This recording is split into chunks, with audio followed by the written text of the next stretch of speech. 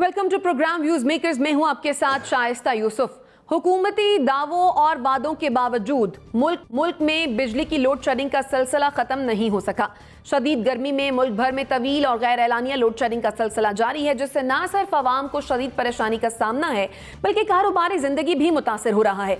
कराची के शहरियों ने इस शदीद लोड शेडिंग के खिलाफ शदीद एहतजाज किया। 23 घंटों से जायद माड़ीपुर रोड को बंद किया, जिस पर पुलिस ने लाठियां बरसाई और आंसू गैस की शेलिंग भी की। ताहम मुजाहिरीन ने बिजली की बहाली तक एहतजाज खत्म करने से इनकार कर दिया। अब ऐसे हालात में वज़ीर आज़म शहबाज शरीफ ने मुल्क में मजीद लोड शेडिंग बढ़ने का खदशा जाहिर किया है। सवाल यह है कि क्या हुकूमत दावों और वादों के बावजूद लोड शेडिंग पर काबू पाने में नाकाम हो गई है? इस पर डिस्कशन के लिए जो मेहमान हमारे साथ मौजूद हैं, तारुफ मैं आपसे करवा देती हूँ। हमें है नासिर बेग चुगताई साहब ने, अवैस तौहीद साहब हमारे साथ मौजूद हैं, जुनैरा अज़हर साहिबा ने हमें ज्वाइन किया है और हमें ज्वाइन किया है मुजम्मिल सोहरवर्दी साहब ने भी। आप तमाम मेहमानों के वक्त का बेहद शुक्रिया। NBC आपके जानिब आऊँगी। कराची में लोड शेडिंग के खिलाफ एहतजाज सभी ने सूरत हाल देखी और ऐसे में वज़ीर आज़म साहब ने यह खदशा जाहिर कर दिया है कि लोड शेडिंग कम नहीं होगी बल्कि बढ़ेगी। बज़ाहिर ये लगता है कि हुकूमत के पास फिल वक्त एनर्जी क्राइसिस से निपटने के लिए कोई हिकमत अमली नहीं है। तो क्या हम ऐसे एहतजाज, वाक़यात और हालात के लिए तैयार रहें कि सिर्फ कराची ही नहीं बल्कि पूरे मुल्क में अब ये सूरत हाल बनेगी? जी, पूरे मुल्क में ही होगी सूरत हाल और पूरे मुल्क में ही सूरत हाल है। कराची की सूरत हाल ये है कि कल से आज तक 14 मुजाहरे यहाँ हुए हैं, 15वां और 16वां इस वक्त चल रहा है और मारीपुर का थोड़ा सा उन्होंने डिस्पर्स किया है, बहुत हैवी लाठी चार्ज करके। मारीपुर एक बहुत इम्पॉर्टेंट इलाका है, वो एक ख़ास इलाका नहीं है, वो लियारी को मिलाता है, वो पूरे ओल्ड एरिया को मिलाता है। और केमाड़ी से जो ट्रैफिक आती है, bulk traffic, heavy traffic, trucks हैं, ट्रॉलर्स हैं जो हाईवे को जाते हैं, वो वहाँ पर होते हैं और वो मतलब एक आपकी इकनॉमी के लिए बहुत ज़रूरी है। वहाँ ये 24 घंटे तक सूरत हाल रही। अच्छा, इसकी वजह कोई नई बिल्कुल कतई नहीं है, कोई ऐसी बात नहीं है कोई नया वाक़या हो गया हो। नवाज शरीफ के ज़माने में एक काम हुआ था जिसके बाद लोड शेडिंग ख़त्म हो गई थी, बिजली पैदा होना शुरू हुई थी, लेकिन उस सिस्टम को कोई जारी नहीं रख पाया।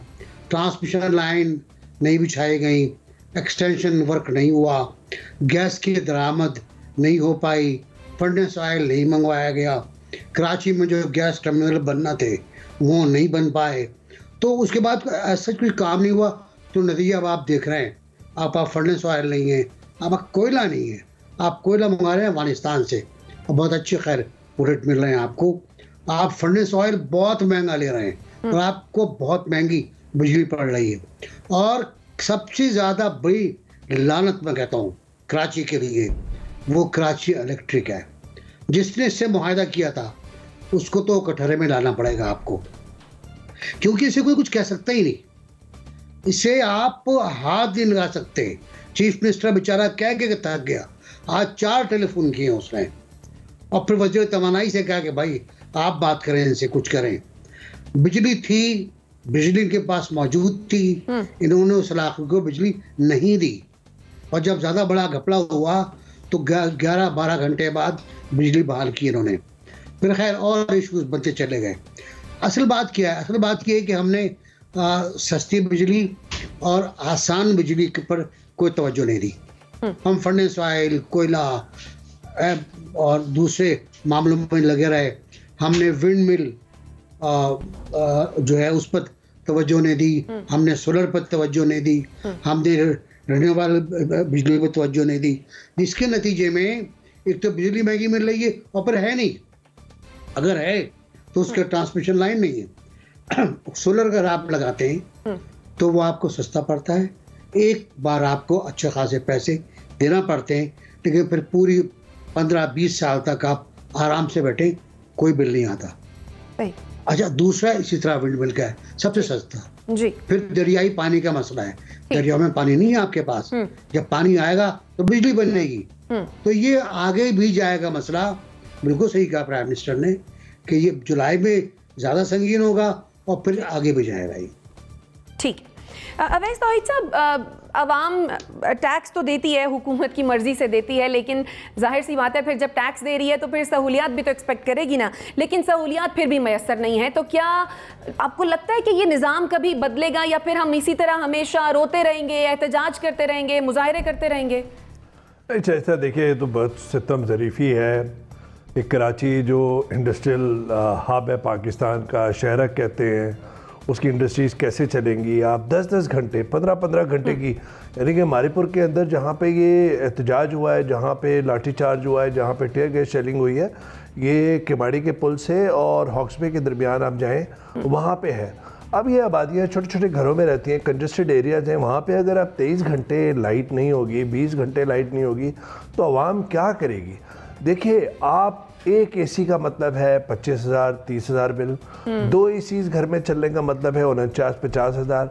और ये केसी के जो दावे हैं कराची इलेक्ट्रिक सप्लाई कॉरपोरेशन के कि जी इनकी डिस्ट्रीब्यूशन बिल्कुल ठीक है, एलानिया गैर एलानिया लोड शेडिंग ये करते हैं, उन इलाकों में भी करते हैं जहाँ पे इन्होंने ये असूल बनाया हुआ है कि 90 से 95% जहाँ रिकवरी है। जो फॉर एग्ज़ाम्पल मेरा अगर कोई घर है फैमिली हाउस, तो वो उस इलाके में है जहाँ पे 90-95% रिकवरी है, लेकिन वहाँ भी 5 घंटे आप लोड शेडिंग करते हैं और फिर आपसे आपका गिरबान पकड़ने को कोई नहीं होता कि आपको क्या कहे। इन्होंने पूरी कराची की तारें जो हैं वो बदल दी सारी, कि जी धाबे की तार नहीं होगी, और वो सारी बदल दी। उससे फिर इतना ज़्यादा फ़र्क हुआ डिस्ट्रीब्यूशन में।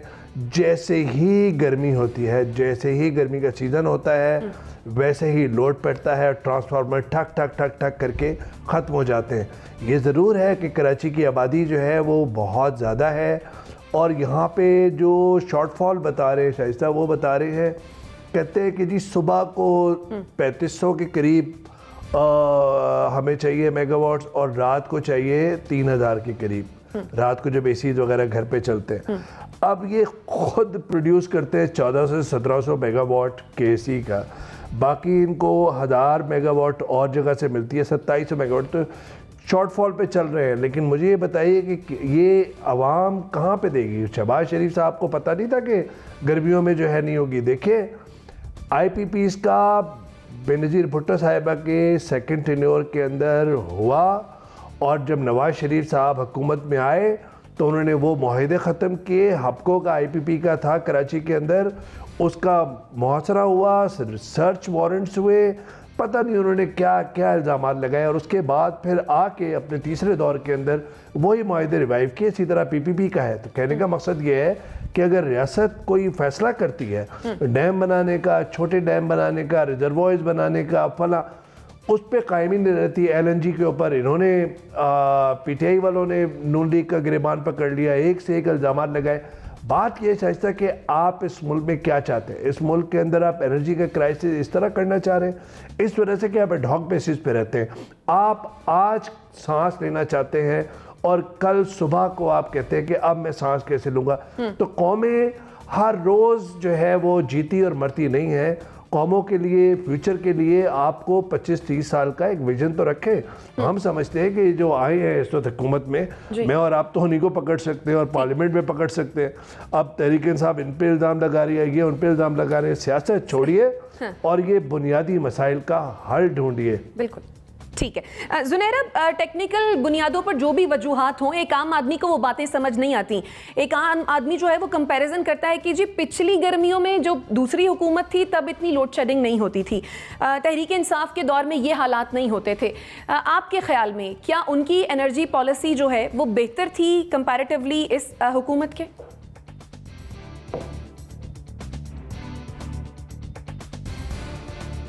थैंक यू शाइस्ता, आप बिल्कुल ठीक कह रही हैं कि आम आदमी को इससे क्या फ़र्क पड़ता है कि बिजली कैसे बन रही है। उसको तो सिर्फ अपना पंखा चलता हुआ चाहिए, और जो स्मॉल एंड मीडियम एंटरप्राइजेस जो चला रहे हैं, छोटे बिजनेसेस हैं, इनफॉर्मल इकोनॉमी है, उनको तो रोज़ की बेसिस पे अपनी चीज़ें चलती भी चाहिए। अपने प्रोडक्शन हाउसेज, अपनी छोटी मोटी फैक्ट्रीज़, छोटे मोटे यूनिट्स, इसी तरह जो दुकानदार हैं उनको इससे कोई फ़र्क नहीं पड़ता पीपल्स पार्टी ने क्या किया या नून लीग ने क्या किया। बट यस, जब आप उनको इस नहज पे ले जाएं कि वो डिसरप्ट होके बाहर निकल आएँ और फिर आप मतलब हमारे लोगों के पास कोई भी चीज़, चाहे कोई टीचर्स आएँ अपना कोई हक मांगने के लिए, कोई मेडिकल का स्टाफ आ जाए, डॉक्टर्स आ जाएं, लॉयर्स आ जाएं, कोई सियासी जलूस निकल आए या कोई बिजली के लिए निकले, सिवाय डंडे मारने के और टीयर गैसिंग करने के आज तक मुझे बताएं हमने कोई solution as a government, as a state कभी प्रेजेंट किया हो? कभी हमें लोगों को डील करना ही नहीं आया। We don't know how to talk to our own people. ये सबसे बड़ा मसला मुझे लगता है। दूसरा ये कि जो